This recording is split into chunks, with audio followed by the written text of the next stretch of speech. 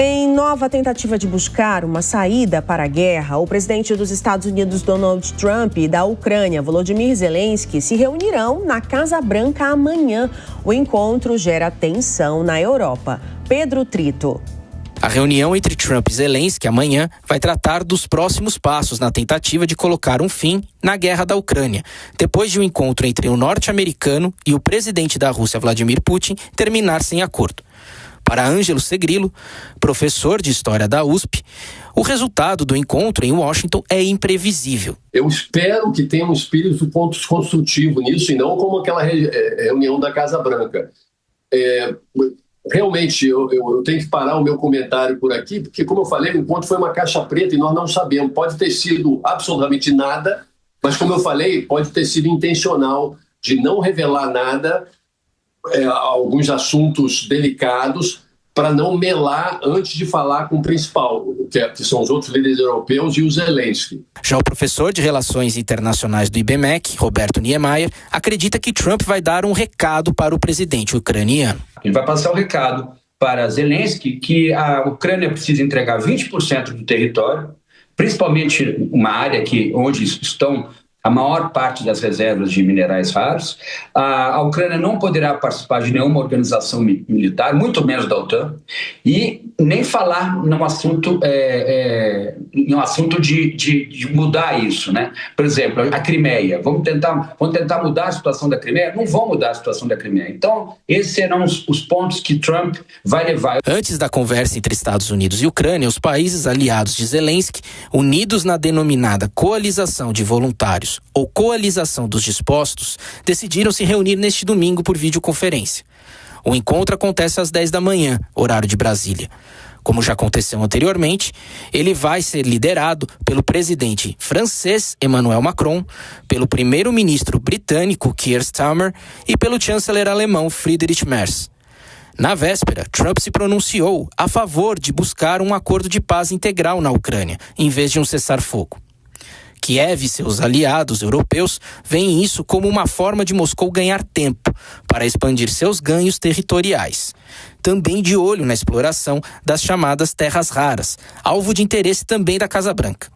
Segundo o professor Niemeyer, é mais fácil acontecer um cessar-fogo do que a assinatura de um armistício neste momento. Difícil nós podemos dizer que vai haver um armistício. O que pode haver é um cessar-fogo por algum tempo. E olha, Tiago, eu vou dizer uma coisa para você. Eu acho que daqui a alguns anos, ainda mais que Putin, dentro das demandas, ele tiver colocado a retomada de acordos comerciais com os Estados Unidos. Se ele conseguir isso também, além de todos os acordos que ele está fazendo com a China, eu tenho a impressão que daqui a alguns anos ele pode invadir a Moldávia, como já tem um certo controle da Moldávia. Ele pode projetar poder novamente contra a Geórgia, como fez em 2008. Ele pode projetar poder contra os países do Mar Báltico, Letônia e Lituânia. De volta à capital russa, Putin disse que a cúpula com Trump havia sido oportuna e muito útil. A conversa foi muito franca, substantiva e, em minha opinião, nos aproxima das decisões necessárias, afirmou. Повторяю еще раз, была возможность спокойно, детально еще раз изложить нашу позицию. No avião de volta a Washington, Trump propôs à Ucrânia uma garantia de segurança semelhante ao artigo 5 da OTAN, que prevê a defesa mútua entre seus membros em caso de ataque, mas sem afiliação formal à Aliança Atlântica. A informação é da primeira-ministra italiana Giorgia Meloni e de fontes diplomáticas após um telefonema com Trump. A Ucrânia quer há muito tempo aderir à OTAN, mas a Rússia citou isso como um motivo para a guerra na Ucrânia. E Trump rejeitou repetidamente a ideia. Após conversar com o presidente americano, os líderes europeus afirmaram estar dispostos a facilitar uma cúpula entre os três líderes. Em uma declaração conjunta, a presidente da Comissão Europeia, Ursula von der Leyen, e os líderes da França, Alemanha e Reino Unido afirmaram estar dispostos a trabalhar com os presidentes Trump e Zelensky em prol de uma cúpula trilateral. Agora, as atenções se voltam para a visita de Zelensky a Washington. No último encontro entre os dois na Casa Branca, eles protagonizaram uma discussão sem precedentes no Salão Oval. Na oportunidade, Zelensky viajou aos Estados Unidos para assinar um acordo que cederia a Washington a exploração dos recursos minerais de seu país em troca de algum tipo de apoio ou garantias de segurança contra a Rússia no conflito que começou em fevereiro de 2022. Trump acusou Zelensky de estar jogando com a Terceira Guerra Mundial e de não ser muito grato, em referência ao apoio dos Estados Unidos à Ucrânia na guerra contra a Rússia. O acordo acabou não sendo assinado.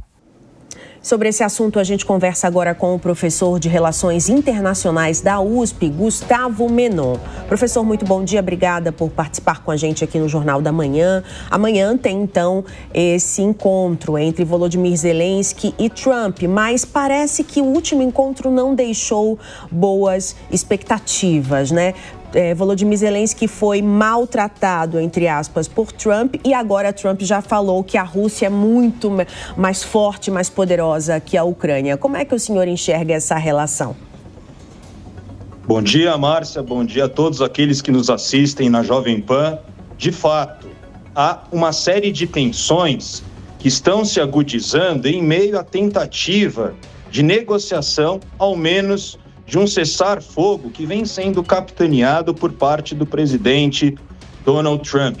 Após o encontro sintomático, enigmático entre Vladimir Putin e Trump no Alasca, que deram algumas perspectivas, algumas diretrizes acerca do conflito na Eurásia, Zelensky tenta agora, por sua vez, transpassar a visão europeia frente a esse conflito. E vale dizer que muitas das pautas estão na mesa de negociação. É o caso das terras raras, é o caso dos territórios ocupados por parte da Rússia desde a ocupação da Crimeia e entre outros assuntos de suma importância que vão ser equacionados exatamente a partir dessa atuação de Donald Trump como presidente da Ucrânia. Vale dizer, Márcia, que nesse momento o que é crucial é que Trump tenta, de alguma forma, mobilizar essas forças na região da Europa, na União Europeia, para escutar o outro lado. Tenta se colocar como uma espécie de mediador, de pacificador do conflito, vislumbrando, obviamente, atender os seus interesses comerciais, as políticas protecionistas que estão sendo encampadas e, claro, retomar uma agenda de crescimento econômico para os Estados Unidos, em meio a uma série de conflitos que estão vindo à tona nessa primeira metade do século XXI, a começar pela própria guerra na Eurásia, os conflitos que se dilataram pelo Oriente Médio e, sobretudo, nessa atmosfera de guerra comercial entre Estados Unidos e China. Precisamos aguardar como que será o encaminhamento desse encontro, já que durante a reunião entre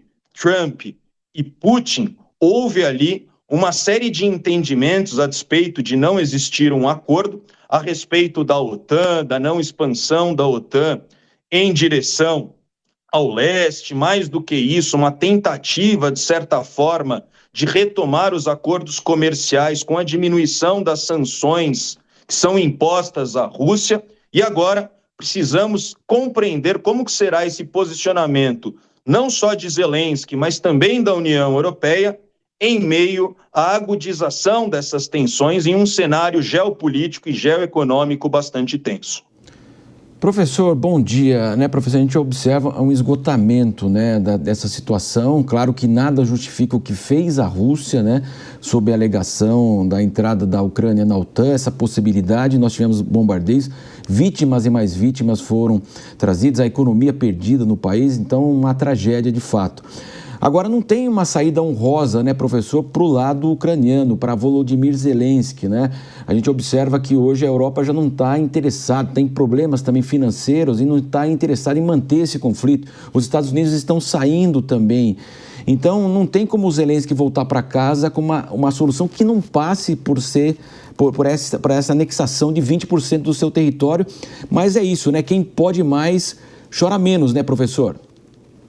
Exatamente, Marcelo. Quando nós olhamos a posição da Casa Branca, há uma tentativa de isolar esse conflito unicamente como uma questão europeia, como que o presidente Donald Trump tenta forçar as negociações nesse sentido, atribuindo à União Europeia um maior peso em termos de orçamento, na composição da OTAN e para o desfecho desse conflito. E, claro, obviamente, estamos falando aqui de uma série de interesses econômicos, como eu disse, que envolvem as terras raras, a exploração de recursos minerais e também, pelo lado da Rússia, como que Vladimir Putin vai projetando áreas de influência, não só nessa região da Ucrânia, mas no próprio Báltico, no Ártico, como que há uma série de pretensões por parte de Putin no sentido de mitigar os efeitos das sanções, da crise econômica e, sobretudo, Marcelo, viabilizando essa aliança sino-russa, como que na composição dos BRICS isso vem sendo articulado a partir da composição de alternativas de desenvolvimento socioeconômico, e algo fundamental para se pensar também nessas disputas dessa primeira metade do século XXI é a corrida tecnológica. Como sabemos,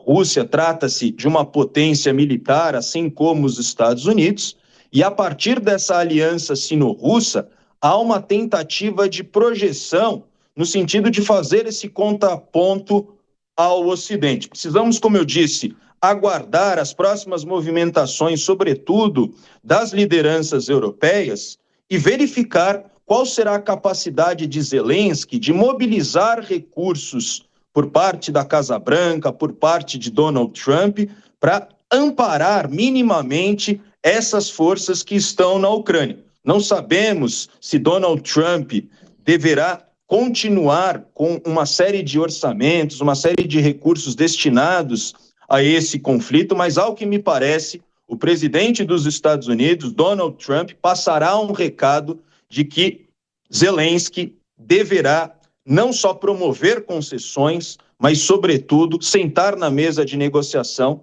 para mediação de um cessar-fogo.